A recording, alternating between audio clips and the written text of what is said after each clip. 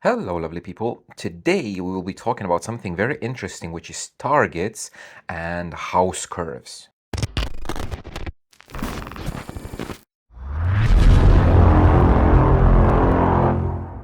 So for this demonstration, I will be using REW because I'm used to it. I know people will say that you can use Tune like GL software because it has probably even a better target modulation like stuff, but I'm not familiar with the software, and JL guys made so many videos that I'm just gonna click it and no, quit.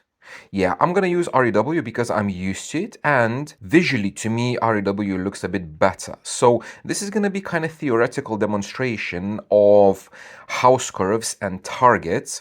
Why do we need them and how to use them properly? Let's start with the definition. What is a house curve? A house curve is your system's frequency response when all speakers are playing together. And the house curve is something that you are aiming for. That means that when you tune your system, when you put the crossovers, when you do the EQ work and everything and level matching, you're aiming to have a specific frequency response when all the speakers are playing. So this one is probably the most popular one, which is called the JBL or the Harman Kardon. And all the house curves are very similar and they differ just in a few ways. So first of all, where do we get these house curves? Me personally, I am using this one, which is, it used to be called Jazzy's Tuning Companion. However, there's a new developer that overtook it and now it's called Jeb Tuning Companion. So this is an updated sheet. You've seen me this using previously, but this is updated. So it has output for Smart, Helix, Dirac, and REW, and has some more different options. And I use this Excel sheet to generate the house curves and the targets. This one, if you would go to Google and Google Jeb Tuning Companion, DIY Mobile Audio Forum, and basically here you find it in DIY Mobile Audio Forum. So you download the sheet, you have to have Excel. I don't know, a lot of people have problems with Excel, but I use Windows device with Microsoft Office, so it's not a problem for me. And if you go to targets curves here, you can basically make all adjustments and select it. So first of all, if we're gonna go a little bit lower here, house curve selected. This is my personal house curve that I use. However, you can choose with the drop-down menu. Here you can choose flat, ATF, whitelid, JBL, Jazzy, and that kind of stuff. When you choose a house curve, you need to specify the crossover points. We're gonna go through this a bit later, but for now I just want to show you the actual house curve. So you can select two-way or a three-way system. We're gonna keep it three-way, and then a bit lower, you select a folder where you want to save your house curves. So for me, it's folder number 3, and then you export the house curves and basically exports it into a folder. And from this folder, just grab them and drag and drop into REW. And here I just have basically comparison between all of these house curves, which are all of these, you can see. And basically this is the difference between all of them. So we're gonna have a look at them one by one. And the main difference between a house curve that you decide to use is how the system overall is gonna sound. Because you can see some house curves have kind of attenuated top end. Some house curves will have a bit more energy in the lower mid-range and upper mid-bass. Some of them will have a bit more bass, some of them will have a bit less bass. So the house curve kind of defies the spectral balance of how your system sounds. Every house curve will sound different. So if you have the same system and you tune your system to various house curves, when you switch your preset to different house curves, it will sound different based on this actual frequency response. As I mentioned, the most popular one is this one, which is JBL or Harman Kardon, which has flat response from like 160 all the way up to 3K. Then from 3K, it kind of attenuates the top end, and then you have a little bit more bass, like plus 9 decibels down to 60 hertz, and then it kind of flattens out. And another thing, house curve is a personal thing. It depends what you like. So if I would tune my system to this house curve, I don't like it because I'm missing the top end. I like to have a bit of more sparkle in the top end, and for me, it's not enough bass, especially the very, very low bass. So if you have a system with a small, like 6.5 or 8-inch subwoofer that doesn't play down to 30 hertz, this probably is gonna be fine because it's gonna give you the mid bass kick, but it's not gonna give you the very, very low end. But for me, I personally don't like it. So for comparison, if you have a white ledge, so white ledge, you can see it has much more bass below 60 hertz, like 10 dB more at 30 hertz. So it is a much more bassier curve. This is kind of the same. However, white ledge, you can see starts to roll off and it goes kind of constantly down on a downward slope. So again, for me personally, I don't like it because I'm missing the top end. Some people might prefer it, especially like bass heads that don't like very bright systems. And again, the amount of bass, it's personal. So all of this is personal. Now, the other one is a half white ledge, which is a bit more, I want to say, flatter response, where you have not so much top end attenuated and a little bit less bass. That's another one, but this is almost flat. This is very similar to JBL. You can see it's just a few little differences. Then we have ATF, so Audio-Tech Fisher curve. So if I'm going to remove this, to me, it's very, very flat. It's very, very mellow. And personally, I don't like it. But again, everything is personal preference. The other one is Epi. I don't know what Epi is because I haven't seen this before. So it's very similar to ATF. You can see the only difference is really like in the mid-range, like 3-4 dB. And then we have Jazz, which is this one, Jazz version 2 and Jazz version 1. So Jazz version 1 is very, very flat, super flat, just a little bit of bass and a dropout at about 3K. Now Jazz version 2 is a bit different because it has much more bass, much more lower mid-range, and this scoop out as well. And compared to all of these, I have my own curve, which I noticed that a lot of people use as well. So this curve is the most similar one probably would be this Jazz version 2, which has a little bit more lower mid-range and upper bass and only has this scoop out. And the JBL is kind of similar, that it's very flat, just JBL rolls down at the top end and it has a little bit less bass. But I like this curve. So this curve is based on what people talk about on the internet, that they like everything flat from around 200 all the way up flat, and then a rising bass response. So now in small environments such as a car cabin, we need extra bass to feel it a bit more. In a home, like in a room, you don't need that much bass. That would sound really horrible, but in a car it sounds good. Now I have this curve and I have different versions of it with different amount of bass at the lower end. So I count how much bass I have at 30 hertz, how much it's plus. So I use about plus 20 decibels. You can see from the bass curve, which is about 50, plus 20, 70. So to me, this amount of bass is kind of bassy even when you're driving on a motorway. If you're standing still, it might be a bit too much bass.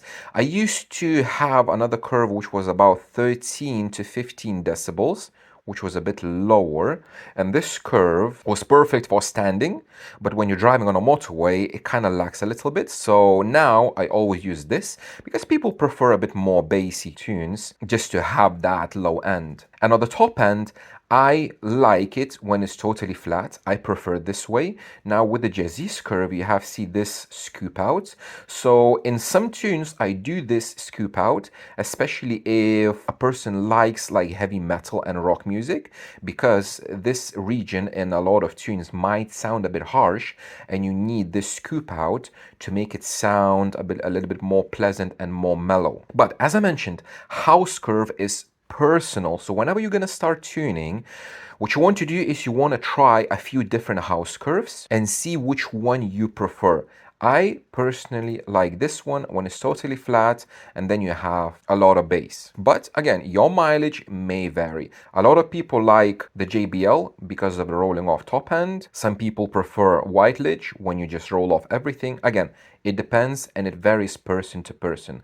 So in this video, I will be sticking to this house curve because I use it, and all the cars that I tuned with this house curve, everybody was happy, so I'm just gonna stick with it. Now, when we defined what is a house curve, we need to define what are the targets to reach this house curve. So in order to reach this house curve, in order for your system to play this frequency response, you need individual drivers to play specific frequencies and ranges. In this tuning companion, we can specify the crossovers for each driver that we want. So we have a three-way system with a subwoofer. You see this blue line is the subwoofer, this orange one is the mid-bass, green is the mid-range, and the purple one is the tweeter range. So when we specify frequencies, one thing, and I'm going to prove it to you, is that you do not choose these frequencies from the top of your head. You have to work with the car, because the environment and the cabin sometimes will not allow you to have what you want. As we covered in the previous video, when we covered the crossovers, you set the high pass crossovers not really what you like, but what the driver can play. And we saw that the electrical crossovers are slightly different from acoustical ones because the cabin influences how the driver is playing. So for starters, I'm going to show you kind of an ideal targets, which is cross at 80, 300, and 2.5K. Now, if I export these curves and I'm going to put them in REW, I have these lines. Yeah, so it was 3K for the tweet and not 2.5. And we have these crossover points, 80, 300, and 3K. So this is exactly the same as here, just transferred in REW for us to see a little bit better. Now from this we see that these targets are following, if we can choose here, Linkwitz-Riley 24 dB per octave slopes. So these are ideal slopes, and if we match our speakers to play these slopes and targets, then we know that the sum in the crossover region is gonna be flat. If our speakers are not gonna follow the targets, then the crossover region is not gonna sum flat, and you're gonna have either a bump, either a dip, which we call like phase issues in the crossover region. But the only thing you need to know from this is that when we choose these ideal slopes, what we're trying to do while tuning is to match the speaker frequency response with individual targets that we chose. Now, one thing that you probably notice that like the mid-bass response, which is this one, it's not similar to a mid-range, because mid-range is kind of flat here. It rolls off and it's flat. Mid-bass, it's going up at the lower frequencies just because it needs to cover this range where our house curve is going up as well in frequency. And that's why I mentioned in one of my videos that the targets that you can do in EQ window here with this one, for example, subwoofer or whatever, they're not good in order for the drivers to follow the house curve that we want. Let me show you. So this, for example, subwoofer response, yeah? The subwoofer is crossed at 80 Hertz. So let me take this one. Let's go to EQ. I'm gonna go here all the way down, and I'm gonna try to make a subwoofer response crossed at 80 Hertz and 24 dB slope. There we go. And you can see that these targets, even I'm gonna bring it down by maybe like 60, they're not the same. REW thinks that your main house curve is flat, and it's not, because our main house curve, you can see it's going up. If we would choose a totally flat house curve, which we have 20/20 flat, then this target would work. But in order to have like my target, which I chose here, with a rising bottom end, we need a different target. And these targets in REW, they just simply don't work. The only targets that do work is for the tweeter and for the mid-range. Everything else, you need to make custom targets, and I would recommend you use this to make them. Okay, so now let's have a look at the actual targets overlaid on the speakers. For this, we're going to do kind of an exercise. We're going to choose our crossover points based on what I want. Okay, so let's say I want my mid bass to play low, 65 hertz, just because I want my mid bass to be up front. I want to have a lot of bass coming from the front, and I'm going to choose a low crossover points for this. Then the mid range, I'm going to leave it at 300. It's fine, it doesn't really matter. I want to play my mid ranges safe, and then I'm going to choose a tweeter target at 1.5K, because in the last video when Nereus explained the three-way system, it said that I might have a cancellation in this region from the windshield, so I just want to cover it and not to have any problems. So I'm going to choose a very low target. When I do this, I have something like this. So I have my subwoofer target, red mid bass, mid range, and tweeters. Now let's try to see how these targets match our frequency responses that we already measured. Let's start with the tweeter because it's the easiest one. So I'm going to disable everything, and I'm going to leave the tweeter target. This is the target that I'm aiming for. I need my tweeter to play this because I decided this way. If I have a look at my tweeter response that I measured, left and right tweeter, we can see that it looks like this. Now what I can do, I could do all of this in the EQ window, but I'm going to show you here because I want to overlay quite a few different targets, so it's going to be easier for you to see. What I'm going to do now is I'm going to change the target level just for us to see a little bit better. I'm going to raise it up to match with this point of the tweeter. And we can see from this that the target that I chose for the tweeter, 1.5K, it doesn't follow. So my tweeters are falling off much sooner than the target. And that means that I chose a wrong target. You cannot push a tweeter that low to cover this range. And in general, it's kind of rule that when you're choosing your targets, you shouldn't be pushing your drivers too much in order to achieve that target. You should be working with the speakers and with the environment and choose the targets accordingly. So let's try to choose a slightly bit different target for the tweeter. So this one is 1.5K, it doesn't work. We can clearly see that it doesn't work. Let's choose a higher target, which would be in our case 2000 hertz. So if I'm going to click 2000 hertz, so you can see how the targets are different. I'm going to remove this and this, and you can see the target 1500 hertz, 2000 hertz, and 2500 hertz. You can see these targets are different.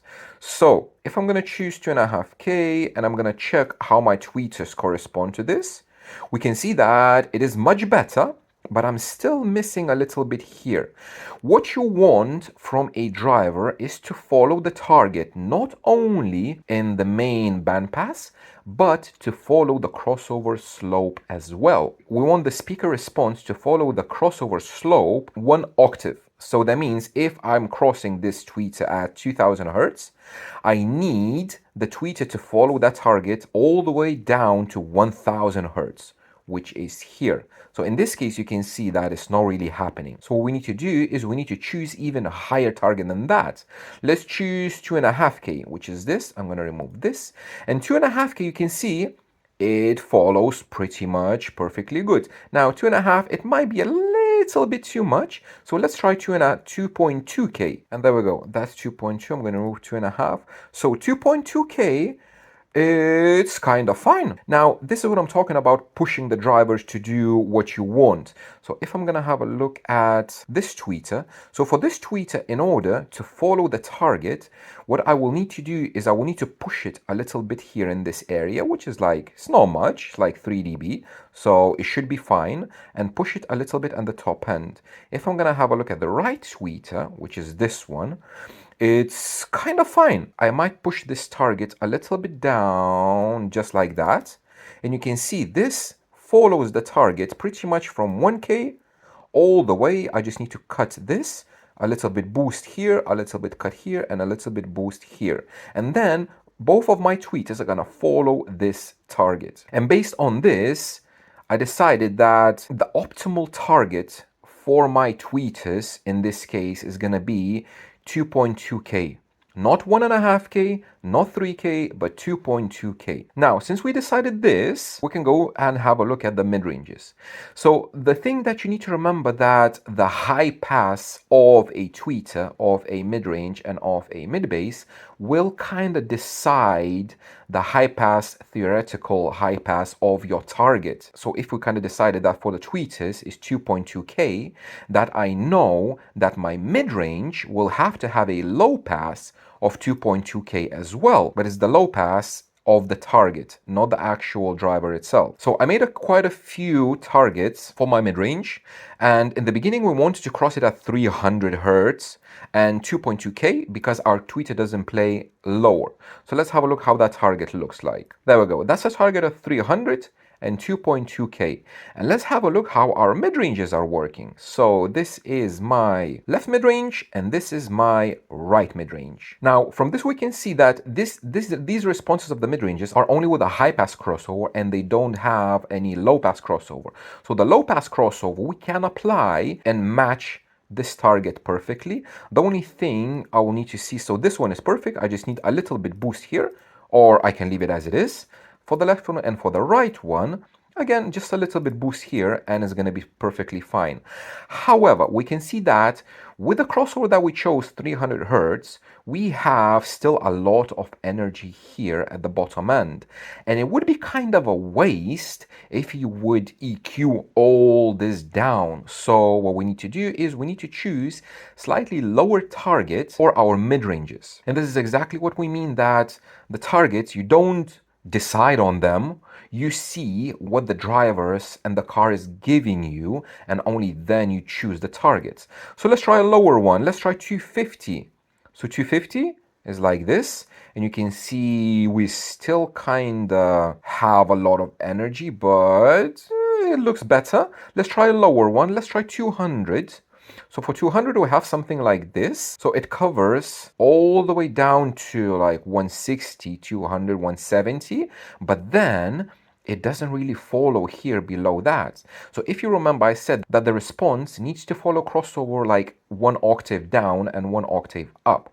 So if I cross this at 200, I need the mid-range to follow the response all the way up to 100. Down to here, and here you can see it really doesn't follow.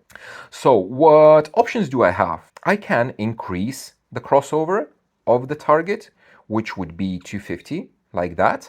Then the response is following down to 113, which is fine. I can choose this, or the other option is I could try and lower the actual electrical crossover for the mid-ranges and see if they can play a little bit lower, because for this I put very, very safe crossovers. I don't remember actually the crossover frequency, but I put very safe crossovers in order for the mid-ranges not to like bottom out. So if the mid-range can play lower, you're gonna lower the crossover frequency and then this is gonna be covered, or you can just leave it as it is. So if you would leave it as it is, then the summing between the mid-bass, which is gonna be here, and the mid-range, which is here, it's not going to be totally flat, and you're going to have a little bit of a scoop out in the crossover region because you're lacking energy in here. But if I would decide to choose a crossover here at 250, then it would be perfect. I am losing quite a lot of energy, like here between 160 and all the way there. But again, this is a compromise that you have to make, because if you're gonna put this target a little bit higher, I can demonstrate it like that, it will cover, I will lose less energy, it will cover a little bit better. However, here I will have a gap between the tweeter and the mid-range. I cannot push the mid-range like close to 10 decibels. That would be not really good. And we already decided that our tweeter doesn't play that low. It cannot play any lower than 2.2K crossed.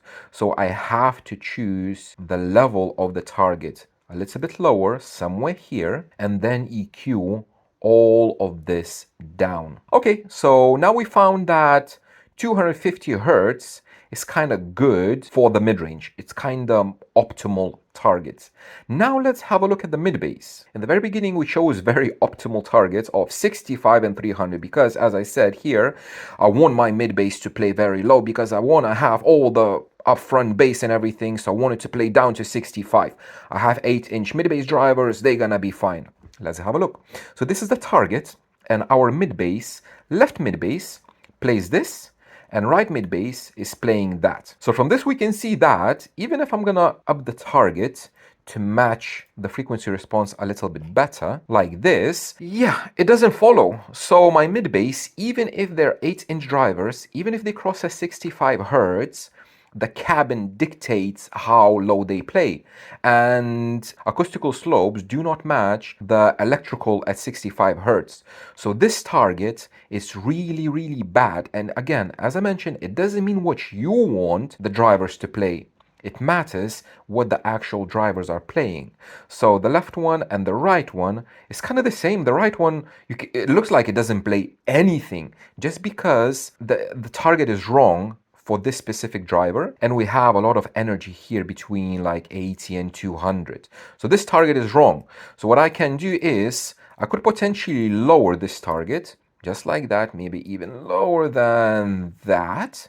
Then this kind of follows, but I'm losing 5, 10, 15, like 18 decibels of level, which doesn't make sense at all.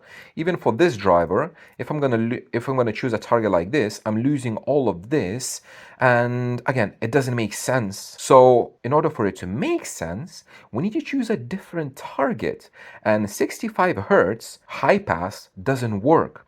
So let's choose a different one. Let's choose 80 hertz and 300. It would make a little bit more sense, wouldn't it? However, we can still see that this response, the left mid bass, it still doesn't really match the target. We have following down to 60 and then kind of falls off. And the top end is kind of the same because we have this cancellation.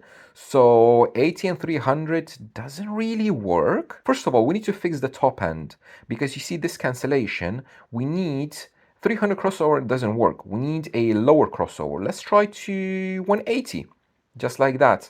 So 80 and 180 matches much better because then I can, with a crossover, I can remove all of this and then I can EQ this range, and then the response would match much, much better. However, the bottom end, it still doesn't match. So what we need to do, we need to increase, instead of 80, let's try 90. So this is 90, and now we can see that it matches better, much better, but it's still not good enough. So let's try 100, 100 and 180, just like that. It even matches even better than that. And for fun, we can try 110, which would be something like this. But with 110, we are already starting to lose this energy at the bottom end. So I think 100 is kind of optimal for this driver, 100 and 180. So I can lower it just a little bit, just like that.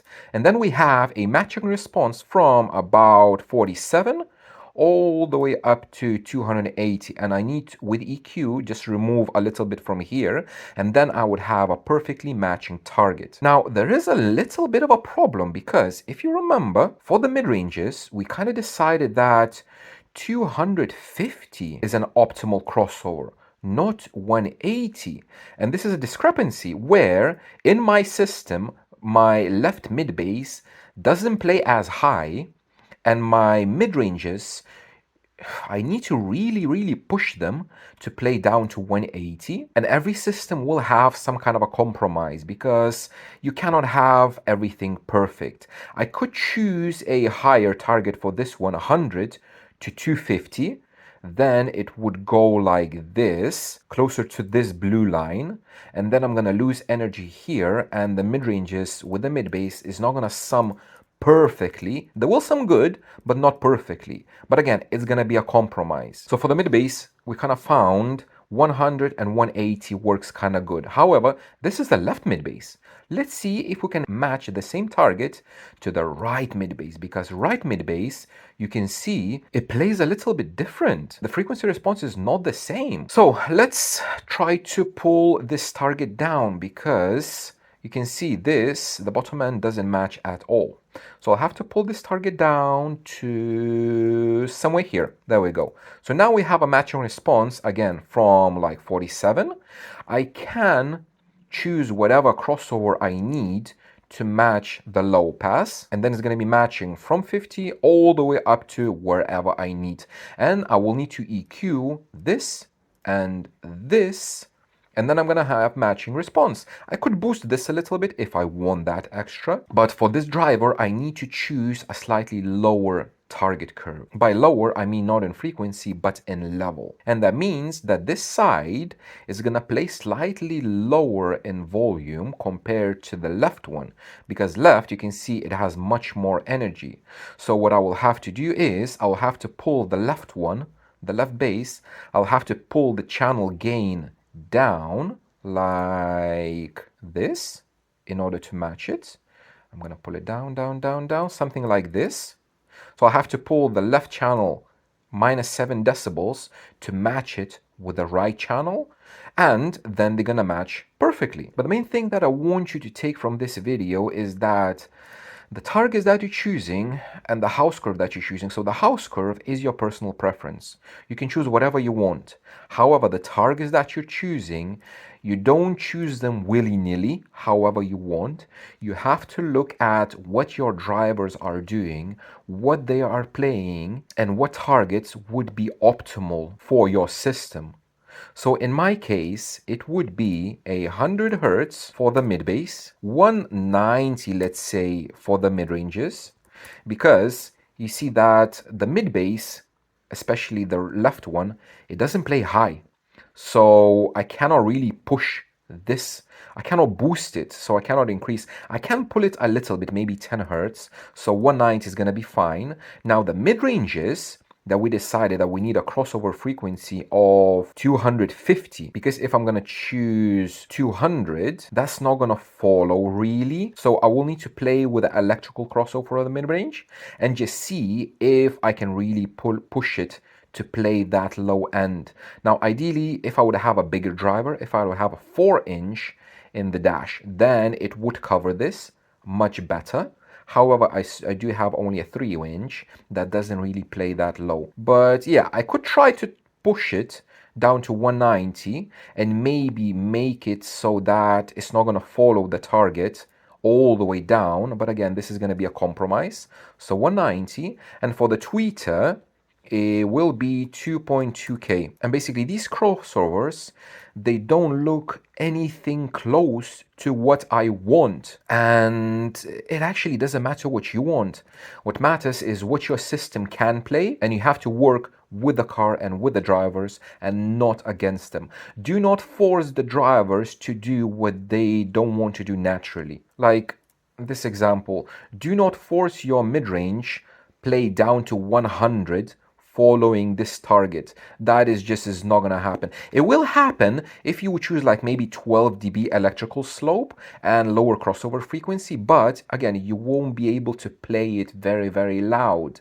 And all of this as well depends on how loud you want to play it. You can make the speakers follow targets ideally with even these targets that I chose, like 65 hertz. You can make a mid bass play this range and cover. However, you're gonna lose headroom and you're gonna lose total output. So if you're playing like for Emma for competition at 80 decibels, you can force your drivers to play very, very low and it's gonna be perfectly fine. But if you wanna crank it up, if you wanna listen full tilt, that is not gonna work. So choosing targets for daily systems, for competition systems, and for kind of SPL systems is a very, very different thing. But again, see what your car does and work with it. Do not work against it. Now, I do understand that this video might be a bit more in depth and a bit more technical than the previous ones, but this is what happens with tuning. You have to go deeper and deeper with every single thing. So we started very, very light and very simple, but if you want to learn tuning, you have to learn a bit more different things. I do have a separate video talking about electrical and acoustical crossovers because they're not the same, and probably noticed from this video as well that what driver is crossed at, it doesn't mean that your target is going to be the same frequency. Most of the time is not going to be. And in the next video, I'm going to show you how to level match the system, because choosing targets they will be on different levels. And I showed this in the previous one. If you go to EQ window, let's take just mid bass, EQ window, let's gonna open here. You choose your target in the EQ window here. We have house curve. So here you choose your target. In this case, I'm working with a mid bass. So I'm gonna choose the mid bass response, that the mid bass target that we wanted, 100 to 180. I'm gonna upload it here. Then I'm gonna choose the level, which is like uh, this, something like that, and then I'm gonna EQ. So when you upload your own target in this house curve window, you have to make sure that the target type is off, because if you have anything in here, it's gonna affect your target already. So you have to make sure it's none. Then you're gonna have only your target. And when you EQ, you choose where to where. So I'm gonna choose from, let's say 48. I'm gonna enter here 48, and I'm gonna choose up to 288, and then I'm just gonna click match response to target, just like that. And there is my EQ, 5 bands, and it matched the response to target perfectly. Now again, this top end, it will be chopped off with a crossover. Let me show you. If I'm gonna go to EQ filters, and I'm gonna apply on the low band low pass at what, 400 hertz. I'm gonna remove this one and leave only that. Need a steeper crossover, something like that. It's just for you to show that this top end is gonna be removed with a crossover. Obviously you have to do it before you actually EQ, but this is how you would match your frequency response to the target in the EQ window. Again, I didn't show you the EQ window because in here it's just better to visualize than the EQ window. But yeah, that's pretty much it. This is how you choose the targets. Do not choose the targets willy-nilly how you want. Choose the targets what the car gives you. Don't get upset if you cannot match the response to the target ideally, because in most cases it will happen. And then the only thing you need to play with is the level of the target, how high or how low it has to be, how much you want to cut, how much you want to lose of energy, and that kind of stuff. But yeah, this is pretty much it. Targets and house curves. Thank you very much for watching, guys, and I will see you in the next one.